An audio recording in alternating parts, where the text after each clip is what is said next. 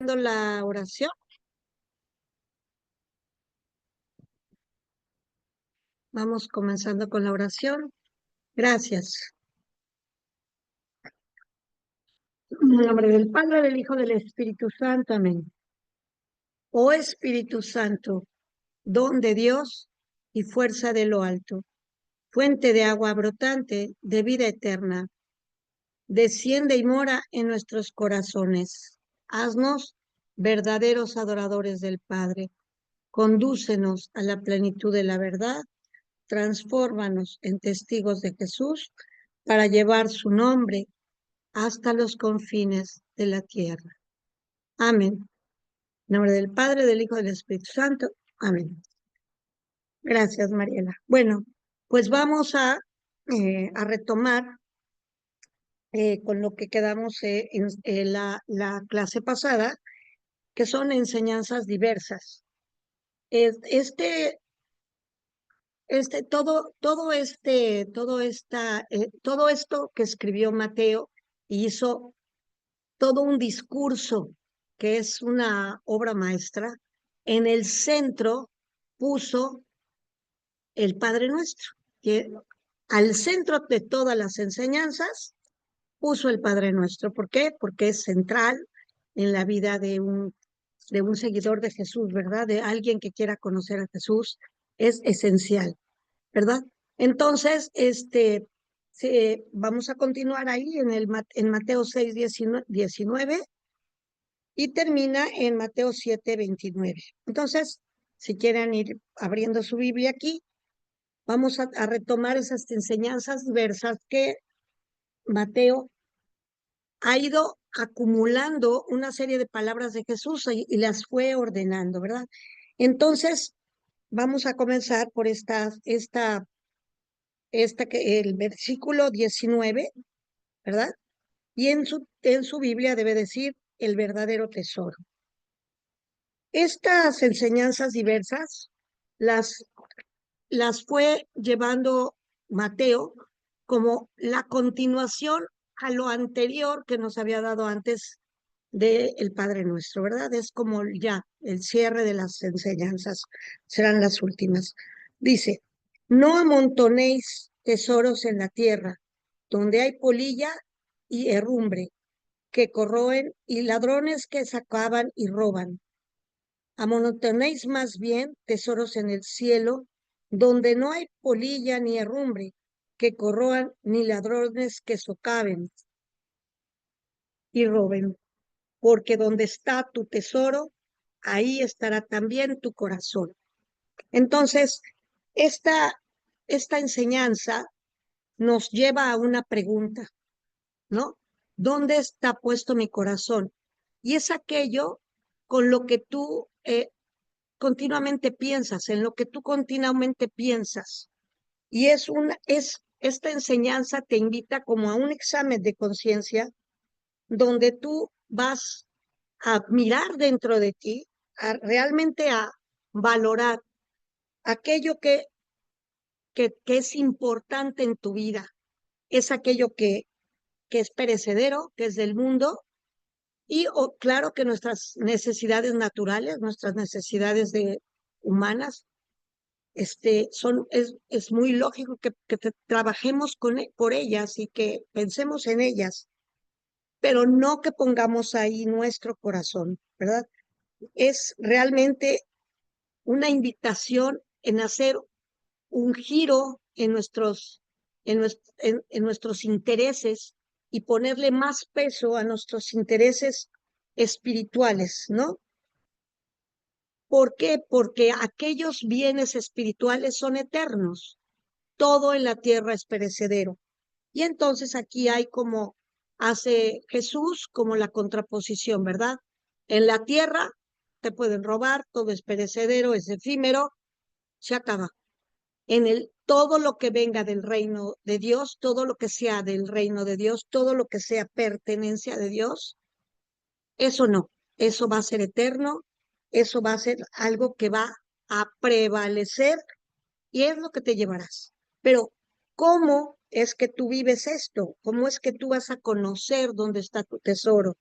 Pues es precisamente en esa reflexión de las palabras de Jesús, y es, si todo el tiempo estoy yo, o la mayor parte del tiempo en mi día, durante mi día a día, yo pienso más en toda la serie de cosas y necesidades terrenales, pues entraré seguramente en mucha angustia y sobre todo estaré ya dándole un tiempo a mi alma que podría dárselo a esa confianza en Dios, ¿no? Donde Él va a poder trabajar en nosotros. Entonces, es una invitación a que nos hagamos esta pregunta: ¿en dónde realmente cuál es el objeto de mi amor? ¿Cuál es el objeto de mi amor? Pues debe de ser Jesús, ¿no?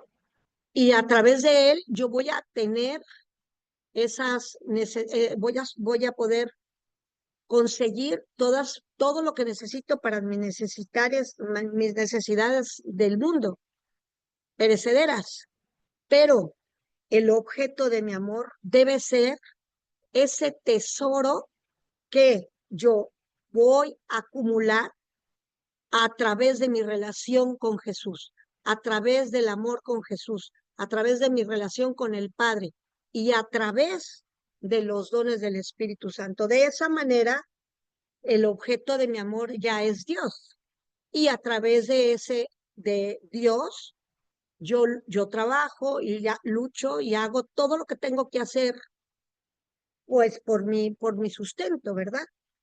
Entonces, en especial estas palabras de Jesús son una invitación a hacer un examen de conciencia profundo de cuánto tiempo, cuánto amor, cuánto interés, podríamos decir así, dedico a las cosas del mundo y a las cosas de Dios. Cuánto interés, ¿no?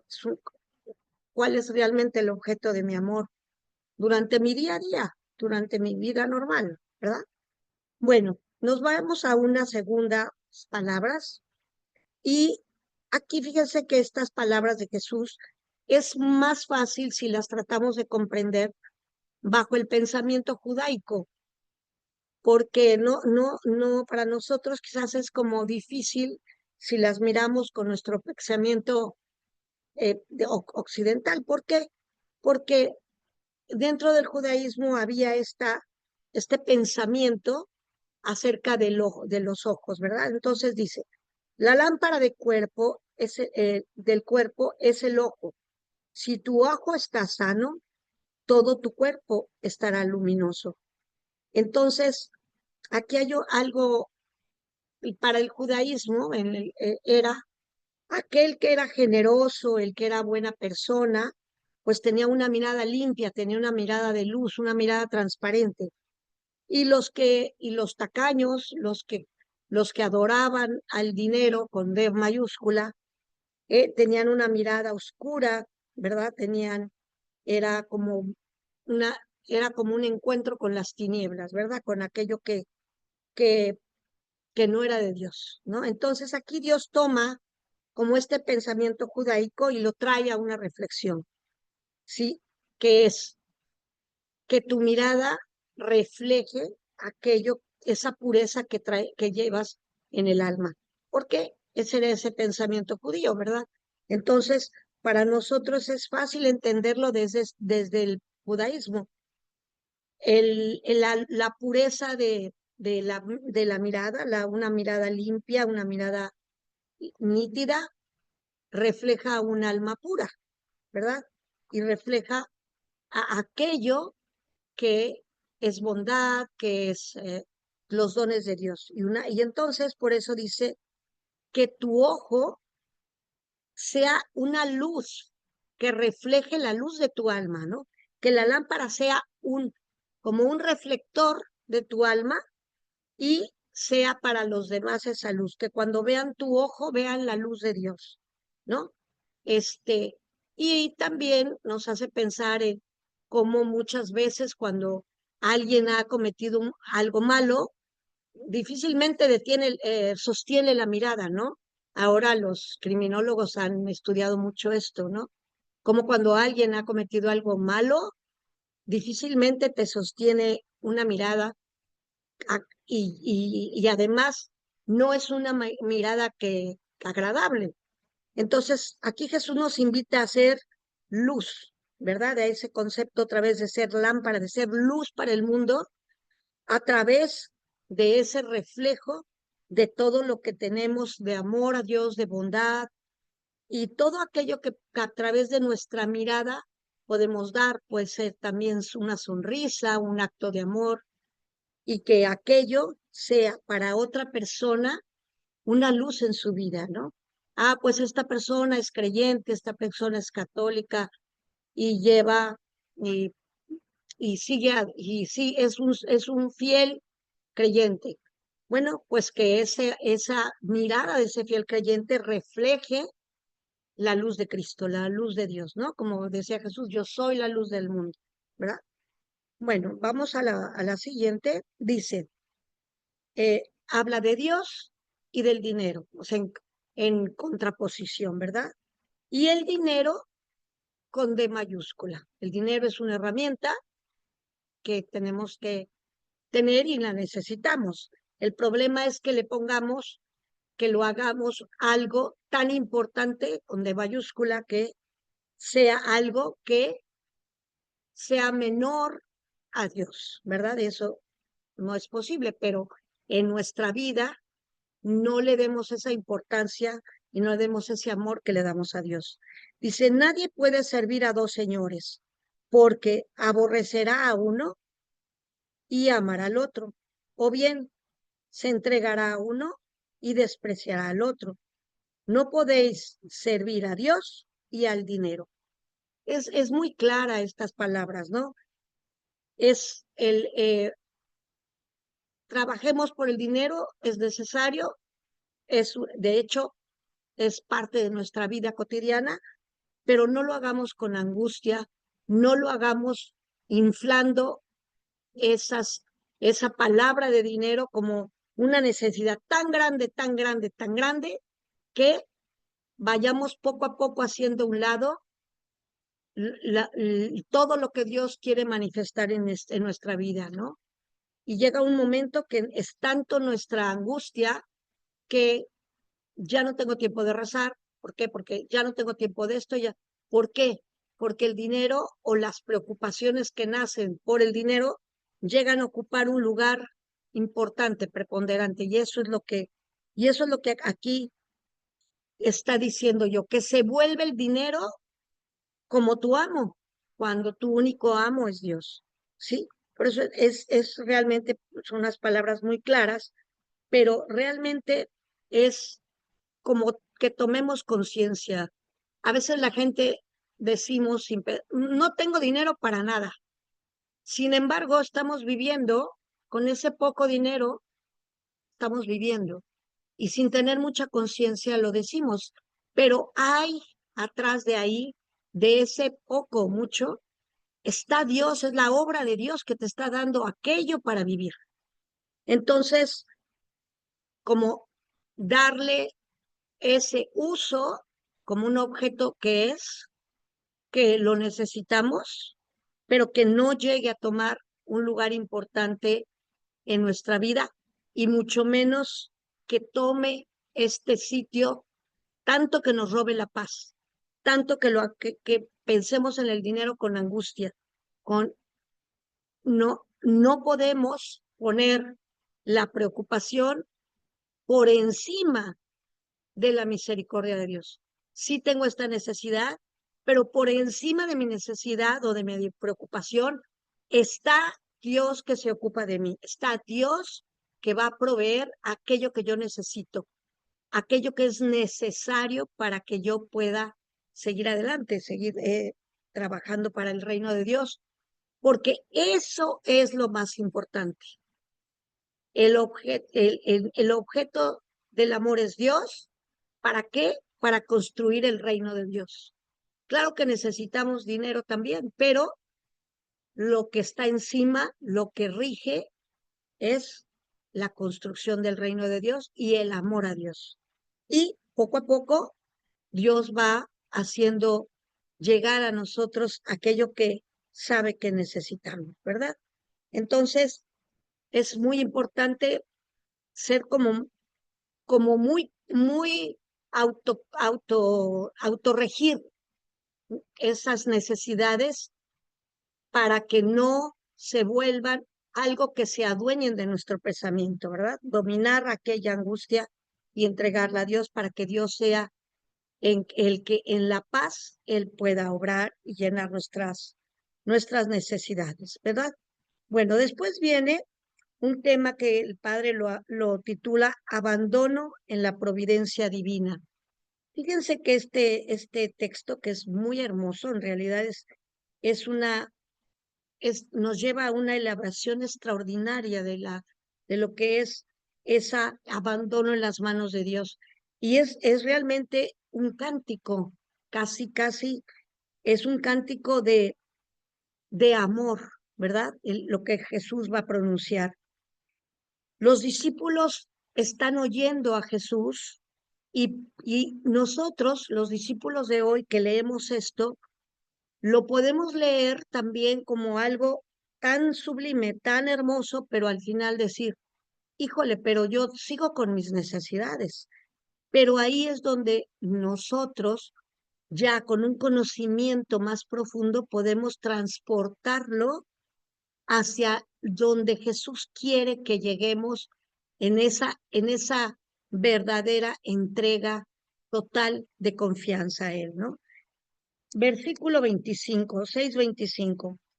Por eso os digo, no andéis preocupados por vuestra vida, qué comeréis, ni por vuestro cuerpo, con qué os vestiréis.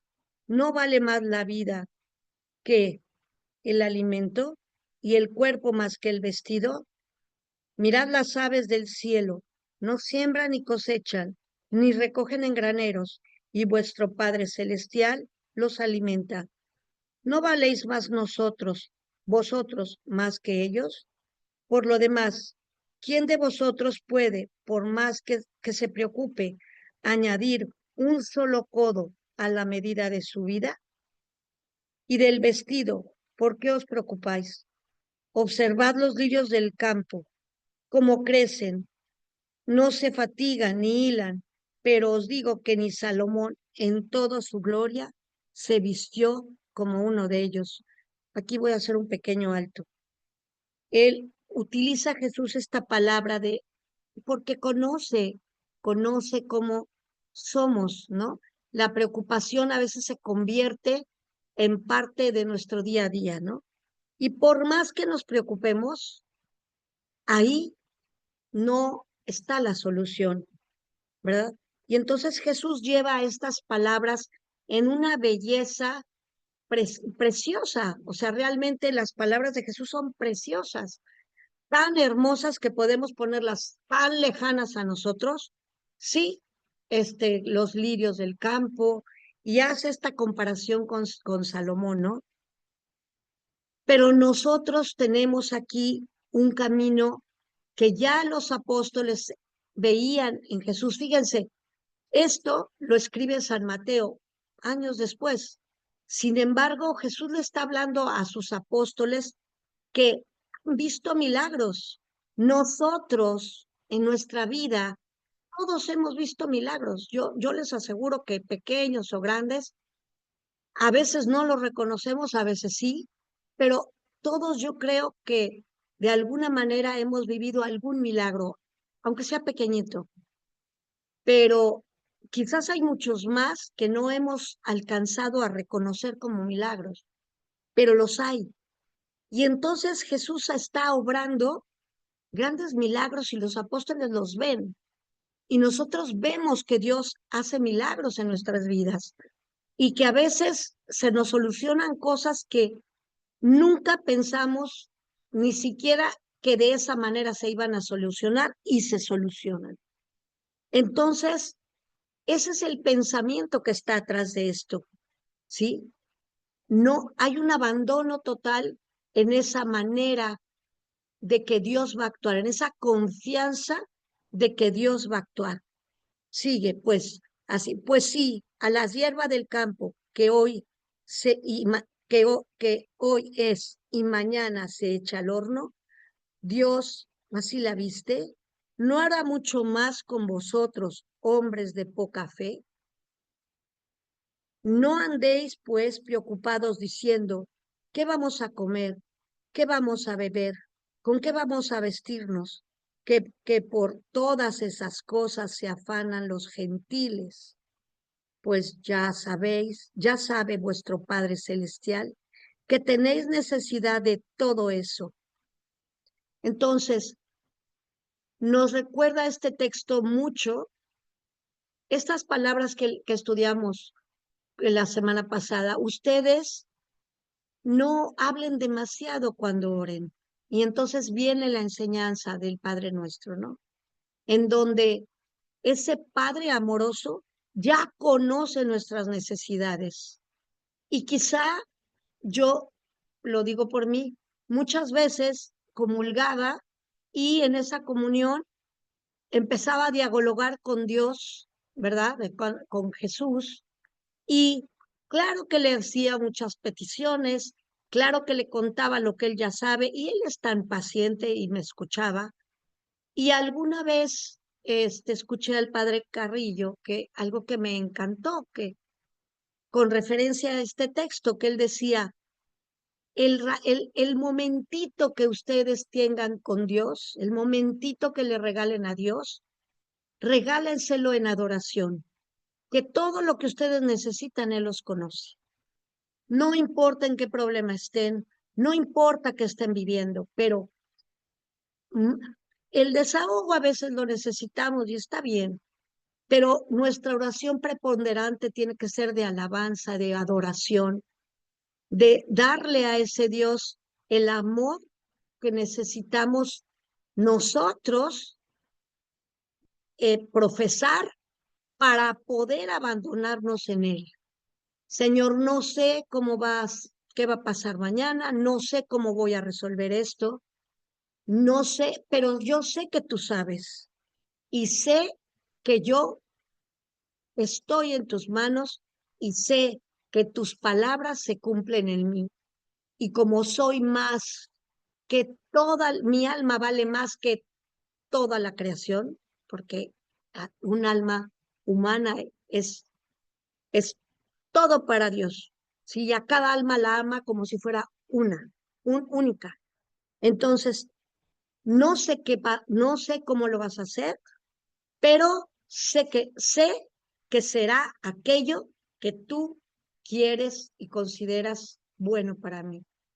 Te amo y entonces convertimos nuestra oración en una adoración a Dios. Y esa adoración nos lleva a la paz porque el Espíritu de Dios trae a nosotros la confianza en la alabanza, en la adoración. El Espíritu de Dios nos trae la paz, nos trae la confianza, nos trae ese discernimiento importante que necesitamos y nos da aquello que en ese momento es necesario para resolver aquello que necesitamos resolver. Y después viene algo muy hermoso en el versículo 33, dice, buscad primero el reino de Dios y su justicia, y todas esas cosas se os darán por añadidura. Así que no os preocupéis del mañana, el mañana se preocupará de sí mismo.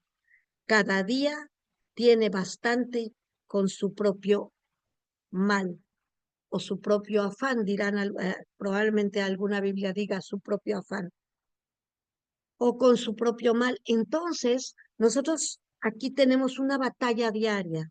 ¿Cuál es la batalla? Construir el reino de Dios. Esa es nuestra real batalla. Construir el reino de Dios a través de nuestra fe, a través de nuestras obras, a través de nuestro ejemplo, ¿no? Pero a través de nuestra evangelización, a través de una plática, a través de nuestro testimonio.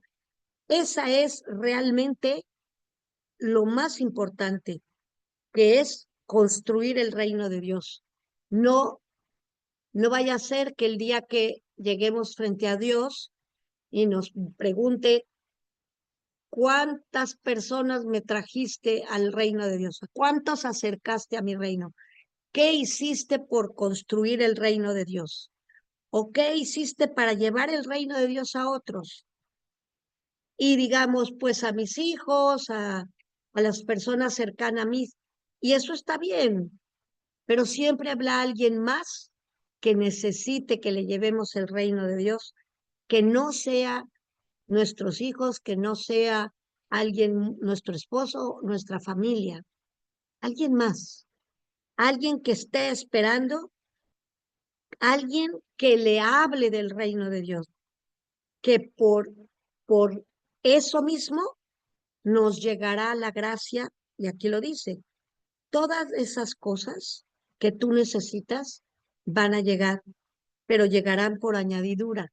Si tu corazón está puesto en construir el reino de Dios, es algo que es la meta de todo cristiano, y desde el bautismo somos llamados a eso, a construir el reino de Dios, porque en el momento del bautismo nos volvemos pertenencia de Dios. Y si somos su pertenencia, si soy su súbdito, porque Él es el rey, trabajo para el rey. Y el rey quiere un reino que empiece ya a trabajar yo aquí, en el lugarcito donde vivo, en ese pequeño lugar. No necesito irme al otro lado, ahí donde vivo. Siempre habrá alguna persona que está esperando una palabra y que está esperando conocer a Cristo y conocer el reinado de Dios en la tierra. Entonces, estas palabras son muy, muy hermosas. No las leamos como algo tan hermoso que es tan lejano. No, es tan hermoso que yo lo puedo hacer vida. ¿Por qué? Porque tengo la capacidad de proclamar la palabra por mi bautismo, por la fuerza de mi bautismo. Claro, hay que prepararse lo más que se pueda, eso sí, siempre lo decía el padre Carrillo. Hay que estudiar, hay que prepararnos. ¿Para qué?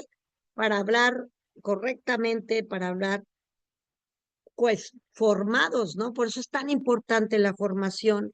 Para construir el reino de Dios hay que dedicarle formación, tiempo de formación, ¿verdad?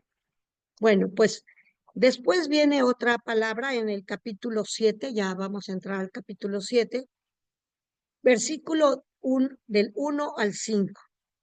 Esta palabra de Jesús es súper importante para nuestra salvación. Dice, no juzguéis para que no seáis juzgados. Y casi le podemos poner una flechita que diga, casi en juicio a una persona y la condeno o no la condeno. Casi va pegado la palabra juicio con condenos, o sea, juzgas algo y das un veredicto de bueno o malo. Esto no me parece bien, aquello me parece mal, ¿sí? Entonces es muy, muy delicado porque el único que puede juzgar es Dios, pero más aún el único que puede emitir un veredicto de condenación es Dios, ¿no? Y nosotros tenemos dentro del Padre Nuestro una palabra hermosa, ¿no? Que es perdona, per- así como yo perdono, tú, Señor, perdóname a mí. Si nosotros estamos haciendo juicios, y esto es delicado porque todo el día para tomar decisiones hacemos cierto tipo de juicios, ¿no? Esto me conviene, aquello no me conviene. Es parte de la vida del hombre juzgar situaciones para tomar hacia dónde va.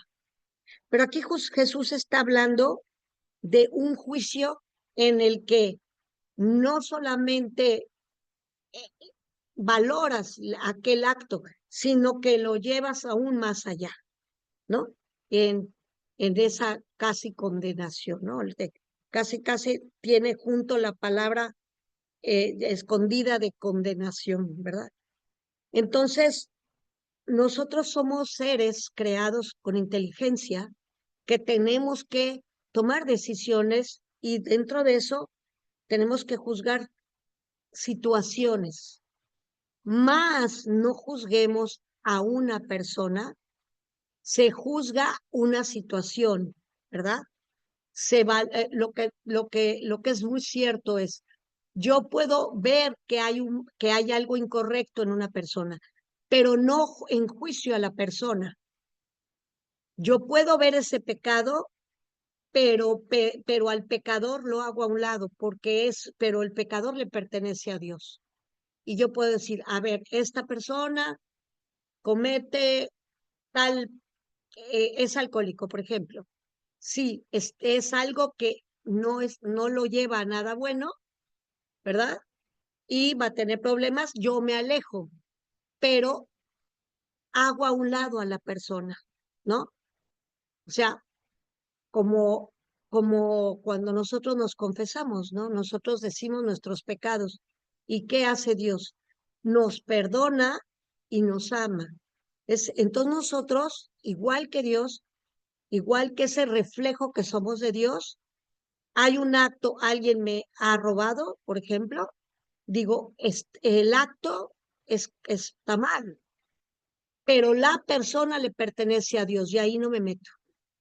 ¿Por qué lo hizo? No, no lo sé, no la enjuicio. No, ¿por qué? Porque yo no conozco su vida, no conozco su historia, no sé si desde chiquita le enseñaron que eso no era malo, no lo sé. Entonces, siempre separar a la persona del hecho, ¿sí? Siempre, siempre, siempre. ¿Por qué? Porque ahí es donde el demonio nos agarra, ¿sí? ¿Por qué? Porque entonces ya no estoy valorando el acto, estoy condenando a la persona. Y entonces vienen unas palabras de Jesús muy hermosas en las que dice, no juzguéis para que tú no seas juzgado, ¿no? Entonces, aquí hay una invitación a frenarme en distinguir esas dos cosas, ¿verdad? Nos invita a ser indulgentes, a ser comprensivos y todavía más a trabajar en la perfección, a trabajar en ese acto de amor del perdón, ¿sí? Y generalmente cuando alguien nos hace algo malo, nos vamos como, como así, como en automático hacia la persona. Y ahí es importante frenarnos, ¿verdad? ¿Por qué? Porque es peligroso porque podemos caer en un pecado grave, ¿verdad? Estas palabras de Jesús son una, son una invitación a la prudencia, ¿verdad? A tener esa caridad de, de separar al pecado del pecador, a separar el hecho, el acto de la persona. Porque a veces, o casi siempre, o siempre, la persona no tenemos idea de por qué cayó en eso, por qué cometió aquello, ¿verdad? Bueno, después viene otras palabras que Jesús, donde habla de la eficacia de la oración. Y Jesús le dedica mucho tiempo en la formación de sus discípulos a enamorarlos de la oración, a invitarlos a la oración, a hacerlos ver la oración, dice. Y entonces estoy en el versículo 7:11 del capítulo 7. Dice, pedid y se os dará, buscad y hallaréis, llamad y se os abrirá, porque todo el que pide recibe, el que busca halla, y el que llama se le abrirá. Sí, pues, es que, si vosotros, siendo malos, sabéis las cosas buenas a vuestros hijos, cuánto más vuestro Padre que está en el cielo dará cosas buenas a quien se los pide. Fíjense que este texto, el padre Carrillo decía, ah, el único problema es que a veces lo que pedimos de una manera insistente no está en concordancia con el plan de Dios en nuestra vida, ¿no? Y a veces decimos, es que no me entiende lo que le estoy pidiendo. Y Dios tiene un plan y no entramos en esa meditación de hacer clic, concordar con los planes de Dios. Si esto no está dándose, si esto que he pedido no se da o no ha llegado, probablemente hay un mensaje aquí de Dios atrás, ¿verdad? Porque seguramente Dios me está dando algo bueno, Él busca algo bueno para mí. Entonces, es en esa oración en la que nosotros nos sumimos, nos sumergimos y comprendemos cuál es la razón por la que aquello no está llegando. Probablemente también haya algo ahí atrás que no estamos discerniendo. Entonces es muy importante pedir al Espíritu Santo que nos dé esa sabiduría para saber, entender cómo pedir a Dios, qué pedirle a Dios y qué es lo que me hace a mí entrar en concordancia con aquello que Dios quiere darme, ¿no? A veces me llega algo que nunca pedí y puede ser una gran bendición que nunca me pasó por la cabeza y que aquello Dios lo está llevando de la mano para que me transforme mi vida. Y a veces nos llegan, Dios siempre, yo digo, siempre nos manda la medicina antes de la enfermedad, ¿verdad? O nos manda la fortaleza antes de que llegue el problema. En mi caso, para mí, fue el día que yo entré por primera vez a clase de Biblia, que el padre estaba dando profetas, yo realmente lo que vi ahí fue algo que no conocían, que era entrar, sumergirme en aquella palabra mucho más profundamente. Y fue algo que yo nunca le pedí a Dios. Yo decía, voy a misa o esto. No se me había ocurrido pedirle, llévame a la instrucción bíblica, ni siquiera. Sin embargo, me llevó porque años después yo viví un secuestro de mi hija y me llevó para prepararme para que yo pudiera lidiar con aquello. Entonces, Dios tiene todo eso ese amor para, para dárnoslo y está totalmente entregado a dárnoslo, ¿sí? Por eso estas palabras de Jesús, todo el que llama, recibe. Yo pedía en misa, lo único que me acuerdo que pedía en misa es, Señor, hazme ver, porque yo tenía muchos problemas. ¿Sí? Hazme ver, no entiendo qué está pasando, hazme ver. Pero yo no sabía que el camino era conocer la palabra de Dios. Y Él, en su sabiduría, me lo dio. Es que Él sabe cuál es lo bueno que me va a llevar a tenerle más amor, a estar más cerca de Él, ¿no?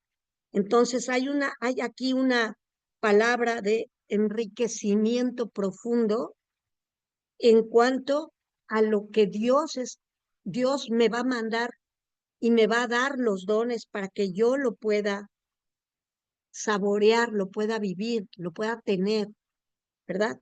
Entonces, es muy importante en estas palabras de Jesús, antes de hacer nuestra petición, hacer una invocación importante al Espíritu Santo para que Él sea el que hable en nuestra boca y pida a Dios aquello que verdaderamente es importante en nuestra vida, ¿verdad? Y esto que dice aquí es muy hermoso porque eh, si Dios Padre lo hace con toda la creación, a toda la creación da cosas buenas, con más razón lo dará a sus hijos, ¿no? Entonces, es una palabra de mucho amor, de mucho, mucho amor. Bueno, me voy al capítulo 7, versículo 12. Estas palabras que se llaman la regla de oro es una máxima. Era una máxima que ya se conocía durante mucho tiempo en el judaísmo. Nada más que estaba de manera negativa. No hagas a otros lo que no quieres que te hagan. Y Jesús la lleva a, la hace superior y dice, haz a otros todo lo que tú quieras que te hagan. Dice, todo cuanto quieras que os hagan los hombres, hacedlos también vosotros a ellos, porque esa es la ley y los profetas. ¿Por qué lo dice? Porque desde la ley y los profetas siglos antes estaba aquella máxima judía que era, no hagas a otros lo que no quieres que te hagan. Pero Jesús la lleva de una manera positiva a la plenitud. Hazle a otro lo que tú quieres que te hagan. Si tú quieres que te perdonen, perdona. Si tú quieres que te amen, ama. Es una máxima de generosidad. Es una máxima que nos invita a desplegar todo aquello bueno que está en nosotros, darlo al otro, ¿sí? Con la certeza de que Dios está dando aquello con nosotros y por supuesto que nos llegarán a nosotros esa bendición, ese amor de Dios, ¿verdad? Entonces, hay, es una manera, dirá después Jesús también, cuando le preguntan cuál es el más importante mandamiento, y dice, amarás a Dios con toda tu alma, con todas sus fuerzas, y lo amplía, y a tu prójimo como a ti mismo, ¿no? Entonces es esta misma máxima, ¿no? Llevada a la vida diaria. ¿Cómo te gusta que te traten? ¿Cómo te gustaría que fuera el mundo? Bueno, pues sal al mundo cada que salgas de tu casa y haz aquello que tú quisieras que otros hicieran por el mundo. Entonces, pues sin duda es una máxima muy hermosa y muy clara. En sí misma es muy clara, ¿verdad? Luego dice, versículo 13 y 14, la entrada estrecha y el camino angosto. I didn't qué estrecha es la entrada y qué angosto es el camino que lleva a la vida.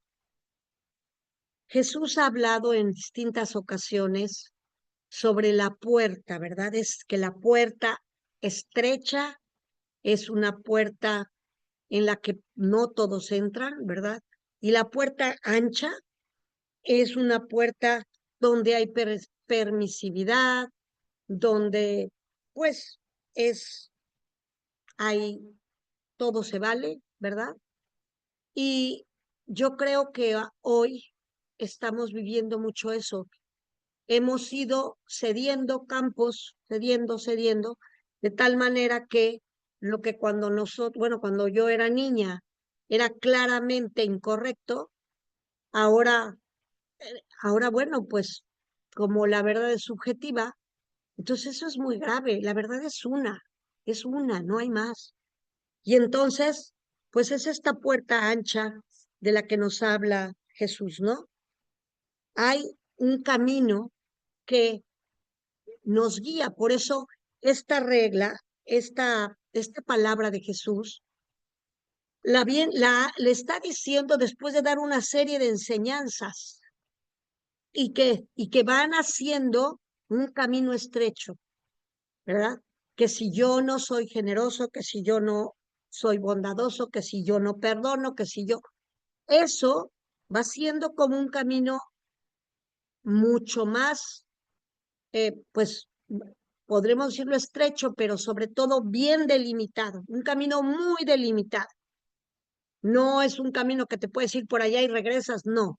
Es un camino perfectamente trazado por Jesús. Y lo ha dicho a través de todo este capítulo 5 y 6. Y ya en el 7 está dándonos aquellas conclusiones. Para los que cumplen todo esto, tienen un camino muy bien trazado. Y ese camino es un camino que requiere de una serie de condiciones que lo vuelven estrecho, ¿verdad? Entonces, es para nosotros una gran cosa, un gran regalo para los cristianos tener el catecismo de la Iglesia Católica. De verdad, nuestro catecismo es una obra maestra, ¿no? Decía un sacerdote, todo católico debe tener su Biblia, su catecismo, y él decía, Concilio Vaticano II. ¿Por qué? Porque Concilio Vaticano II fue un concilio enorme en donde se abrió la Sagrada Escritura a todos y es un concilio grandioso y desgraciadamente muchos católicos no lo conocen. Entonces, les invito a que lo leamos. Bueno, la verdadera sabiduría, perdón, me salté. No todo el que me diga Señor, Señor entrará al reino de los cielos, sino el que haga la voluntad de mi Padre que esté en el cielo. Bueno, es claro, me voy a ir un poquito rápido aquí. Luego dice, la verdadera sabiduría, así pues, todo el que oiga estas palabras mías y las ponga en práctica, será como el hombre prudente que edifica una casa sobre roca. Cayó la lluvia, vinieron los terremotos, ¿sí? Soplaron los vientos y embistieron contra aquella casa, pero ella no cayó porque estaba cimentada sobre roca. Bueno, aquí yo lo único que les diría es que es muy claro que Jesús le dijo a Pedro, tú serás la roca y nosotros somos, esa es nuestra roca, la iglesia a la que pertenecemos es nuestra roca. Cristo es nuestra roca y nosotros tenemos la obligación de estar sumergidos dentro de la iglesia porque es nuestro guía. Y por eso les invito a que compren su catecismo, pero no el compendio, el grandote, ¿verdad? Bueno, sigo. En el versículo 28. Sucedió que cuando acabó Jesús estos discursos, la gente se asombraba de sus doctrinas, porque las enseñaba como quien tiene autoridad y no como cualquier escriba. O sea, Jesús hablaba con su propia autoridad, con una autoridad grande, perfecta, ¿verdad? ¿Por qué? Porque repetía las palabras del Padre. Bueno, me voy a ir rápidamente al sermón de la montaña, al sermón de la llanura que está en Lucas 6. No voy a repetir todas las bienaventuranzas que ya estudiamos porque son idénticas. Hay solamente 4 que las voy a puntualizar y la única diferencia en este sermón es que Lucas pone a Jesús en la llanura, o sea, en vez de ponerlo en la montaña como un maestro, lo pone abajo, hablándole a la gente. Y acuérdense que el Evangelio de San Lucas es el Evangelio de la misericordia, ¿verdad? Como San Juan del Amor. Entonces, Jesús está cercano a su pueblo, cercano y está hablándoles con todo el amor ahí en medio de ellos, pero con gran autoridad. Entonces, hay 7 máximas aquí que las voy a nombrar rápidamente porque quiero que nos dé tiempo de hacer la oración. Entonces, el amor a los enemigos, que está en el capítulo 20, en el capítulo 7, el sermón de la llanura empieza en el 6:27. Ahora, el amor a los enemigos es el 7:27. Amar a vuestros enemigos, haced el bien a los que los odian, bendecid a quienes os maldigan, rogad por los que los difaman, que al que hiere, al que te hiere en una mejilla, presentarle también la otra. Bueno, este de amor a los enemigos es un texto radical. Es radical, es clarísimo y radical, que nos puede llevar a un pensamiento de, wow, esto es imposible. Para el hombre es imposible, pero para Dios todo es posible. Y si yo estoy pegado a Él, puedo hacerlo. El amor gratuito y el nuevo mérito. Si amas a los que te aman, ¿qué mérito tenéis? Pues también los pecadores aman a los que los aman. Yo les invito a que lean el capítulo 6 del Evangelio de San Lucas, hasta el versículo del 27 hasta el 49.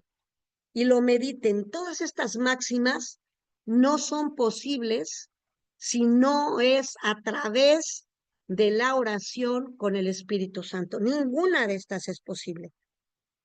Amor, misericordia, perdón y generosidad. Esa es la que el Padre le puso ese título al versículo 35 al 38.